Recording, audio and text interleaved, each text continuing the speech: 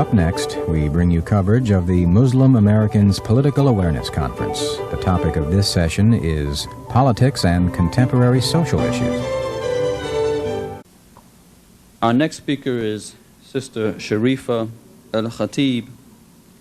Sister Sharifa has been an activist for 25 years in many fields and areas. She has worked as a teacher here in this country and overseas, both in elementary school and later teaching in college. She has a master's in comparative religion, and she presently works as the managing editor for the American Journal of Islamic Social Scientists. And as a footnote, she ran recently for the Board of Education in the Fairfax County here in the D.C. area. And her topic will be education.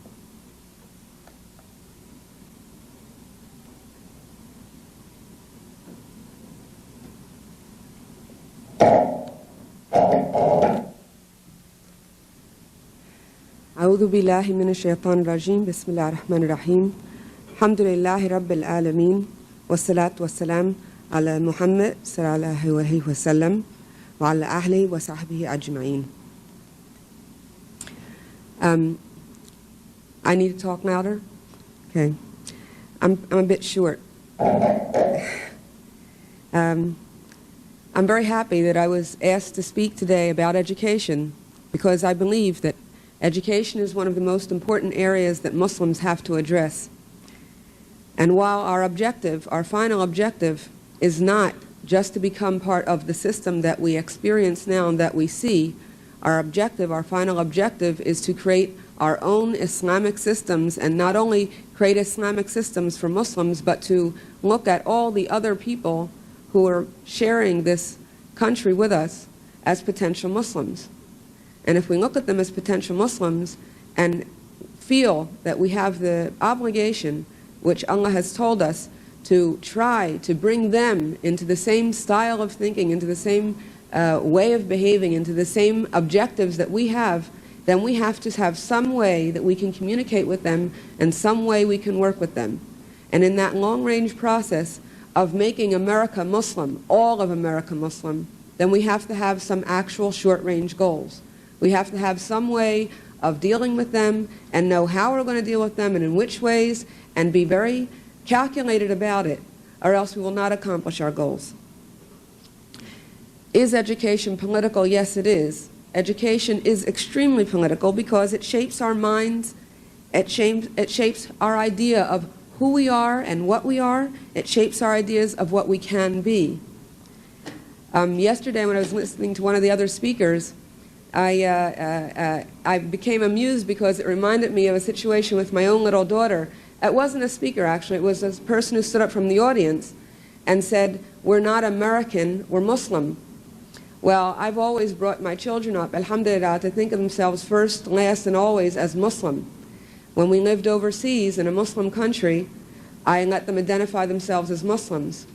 And we lived there for 10 years. When we came back a year ago, my little daughter, who's in 2nd grade, kept saying to her teacher, "I'm not American, I'm Muslim." And after a while, I started getting notes coming home saying, "What does she mean?"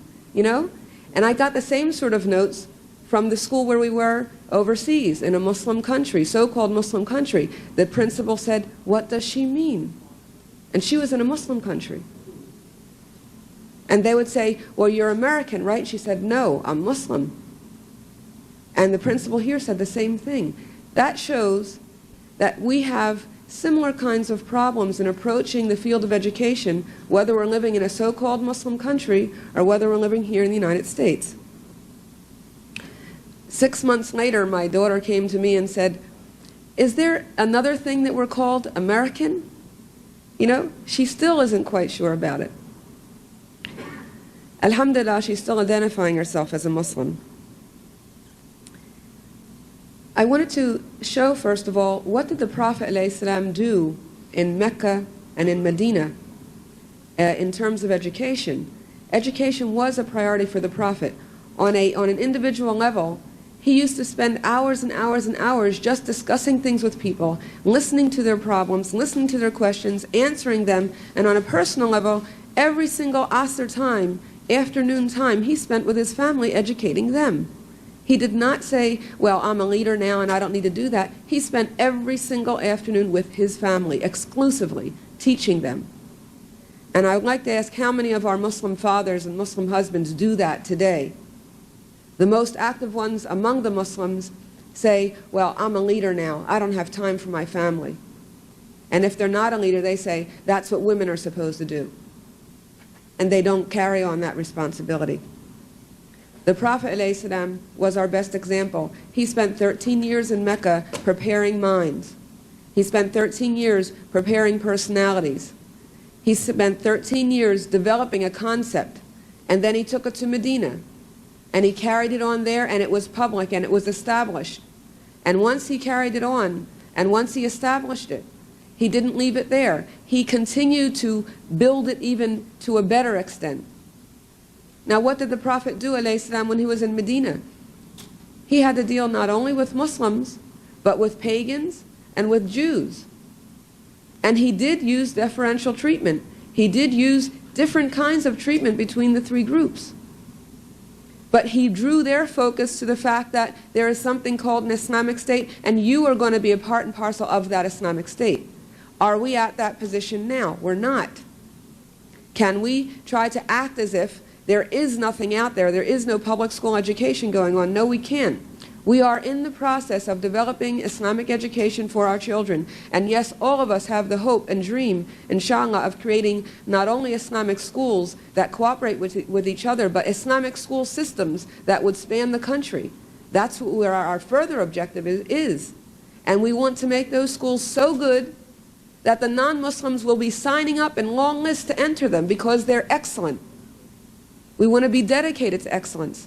But are we there yet? No, we're not. So in the meantime, what do we do with the millions of Muslim children who are going to public school? We've got to do something with them, and we've got to be involved in some way. In dealing with this process, in dealing with the process of reaching our larger goals, we have to define who we are and what we are. And the major part of that definition is to remember the ayah of Allah. Bismillah ar-Rahman ar-Rahim. مَا خَلَقْنَا الْجِنَّ وَالْإِنسَانَ إِلَّا تَعْبُدُونِي. I did not create men and jinn except to worship me. So that our whole life and our whole service, as Allah said in the Quran, my life, my service of sacrifice, my life and my death are all for Allah, the cherisher and sustainer of the world. So education is just one part of that. It's not separated from it. So as we approach the public school system, we have to approach it with that credo, that we see ourselves as worshiping Allah in being involved with them in any way. At the same time, we cannot accept the definitions that other people try to tell us. We cannot accept definitions that non-Muslims shape for us. In recent times, they try to tell us that we have only two alternatives. We either have the alternative of becoming a second-class citizen to the Judeo-Christian heritage, and we will never be first-class citizens in that case, or our other alternative is to become part of a, in quotes, pluralistic society. And a pluralistic society right now is really a catchword for secular humanism. Are those our only alternatives? No. Can we shape our own? Yes. Should we be shaping them instead of asking non-Muslims to shape our definition of ourselves? Yes. Why do we wait, and why do we have this inferiority complex that tells us that we cannot define our own agenda? Yes, we can define our own agenda, and that agenda is Islam, and what our question is not what our agenda is, but how to work it out toward the proper goal of worshiping Allah. In the Quran, we are asked to agree with the Ahl al-Kitab, the Christians and the Jews, on what basic concepts we have in common, and that is belief in Allah. We have belief in Allah as a common concept. We have belief in Allah as a common concept, and we can try in our own ways to see how we can work out an agreement with them on that issue. We believe in the last day. They do too. We believe in a judgment day. We believe in an afterlife. Let us see how we can interface with them and interact with them in a way where we'll be able to express Islamic values and get them to come to the conclusions of the values that we do share. There are certain questions that we have to ask in this process. For what purpose education? And we realize that the purpose of American public education is to create orderly consumers who obey the law and do exactly what they're told and buy a lot of things and sell a lot of things and make money move in the society so that the people who are rich can get richer and they can keep their positions as they are. That is how the American economic and the American educational system works at the moment. But our purposes are different. The purposes of education for a Muslim are to gain knowledge about everything, to look at everything as a source of knowledge and to use that knowledge for the good of all humanity. Now, if we realize that, then we should be involved. We should be involved at every level, the local level, the county level, the state level, the national level, and the international level. How are we going to be involved? We want to be involved as a distinct Islamic entity. And I say Islamic and not Muslim because there are lots of Muslims running around who don't even know what their agenda is and who start defining their agenda through the eyes of non-Muslims. So that I want to say Islamic. And if we are Islamic individuals and we come to our relationship and our connection with the public school system as Islamic individuals, then we will not be part of the great, what they call, American melting pot. We do not want to melt into American society and disappear. We want to go into American society with Islamic ideals and revamp their thinking. We want to revamp them. We want to turn them into Muslim individuals. We shouldn't have feelings of a distaste for them or intolerance because they're potential Muslims. In the beginning of Islam, at the time when it first entered Arabia, of course Islam started from the beginning of the world. But when we identify it with the movement that Muhammad ﷺ brought and perfected, they weren't Muslims, they were pagans. At least the people in this country have many, many things that they recognize. One of them is a belief in God. Even if it's a tacit agreement that there is a God, they have this belief, and we can work on that. How should we be involved? We have to be involved in a very diligent way, in a very concise way. We have to be involved in a way where we sit down and make long-range planning and understand how we can be involved so that when we do something, we choose what we do, and we do the amount of work that we know we can carry on consistently. The Prophet ﷺ said he likes us to be involved in consistent work. He doesn't like us to start something and drop it. He wants us to start something and continue with it. There are certain obstacles. Muslims have a lot of character building to do before they can even begin to communicate with the larger society. Muslims are lazy, they're late, they like to argue with each other, they like to fight with each other more than they fight with non-Muslims. They have an inability to analyze and synthesize ideas. They're not solution-oriented, they're problem-oriented. And they have a real problem with constructive criticism, and they have even a greater problem if that constructive criticism comes from women. We have another problem, that is our conception of ourselves and the non-Muslim conception of who we are. A lot of times we define who we are by what they say we are. And a lot of times our definition is defined by what we want and not what Allah wants. One speaker yesterday, Siraj Wahaj, talked about Allah's agenda. How many of us really are trying to institute Allah's agenda and not our own.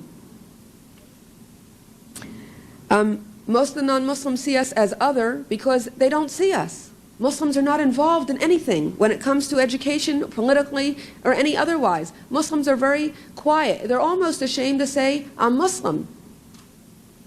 I went to a local high school in the area where I live about 6 months ago, and I knew about 30 of the Muslim children who were in that one Muslim high school, and among all the 30, there were only 2 kids who said, Assalamu alaikum. They were ashamed to signify that they were Muslim. I thought that was pitiful. And these kids come from so-called activist Muslim parents who haven't even built in their children the pride to say Assalamu alaikum. We have to start motivating ourselves and our children to be further involved. If you don't mind, I'll just take about 3 minutes. Is that all right? No? I just asked the chair if it's all right. Okay. To talk about what kinds of involvements we can have. On the local level, we need to volunteer much more readily than we do now. The way to get recognition, the way to get acceptance, the way to be able to be in a position to express Muslim concepts is to volunteer. First thing is the PTA. Most Muslims are not involved in the PTA whatsoever, the Parent-Teacher Association. They don't even go to the meetings. They don't know what's going on with their kids in the public school. Second thing are the school board meetings. School board meetings are public. In a lot of cities, they have them on television, which is wonderful. You don't even have to go out of your house. Just turn it on and find out what they're doing with your kids in the public school. Comes on every month. If it doesn't come on, make an effort to go at least 3 or 4 times a year to the school board meeting and find out what they're talking about, what their ideas are. Okay, you can become an office assistant. You can become a reading assistant. You can become a library assistant and try to buy Islamic books or get them from organizations and give them to your local school library. You should try, and we should all be involved in developing Arabic language courses in the public schools, because one way of introducing non-Muslims to Islam is to have them come and be a part of Arabic courses, Arabic language courses. And don't forget, classical Arabic is the Quranic Arabic. So when we say Arabic courses, we're talking about classical Arabic, and our real agenda is Quranic Arabic. And that's a good way of introducing Islam to non-Muslims. We should try to be on the book review committees. There are book review committees for every type of subject, for the social studies books, for the literature books. Muslims need to join those book review committees and see what they're writing and have an input into how the curriculum will be. The book companies do listen to these book review committees, and they have to adjust, because if they don't, they won't be bought for that school system. We should be involved in the family life education. In Fairfax County, for instance, they just passed a new family life education curriculum for, not the curriculum, but the plans for the curriculum that are teaching our kids horrific things. For instance, they're going to teach our children from first grade and second grade and third grade that they may or may not accept a friendly touch from their parents. And if they don't like the touch, they should stand up loudly and say no. They're teaching them this from kindergarten. And unless we know what they're teaching, we will not be able to change it. They're teaching our 7th graders that the classroom teachers are going to sit there and decide for your child what their future goals should be. That's part of family life education. They were going to teach them that abortion centers are a community resource. This is all part of family life education. If you don't know what it is, you cannot help. You cannot change the ways things are going to be taught. You've got to get in there and be involved. The Human Relations Committee. Muslims should join the Human Relations Committee, because many of the issues that impinge on the way Muslims are being taught are dealt with in the Human Relations Committee. We should join teachers' unions and encourage Muslim children to be teachers.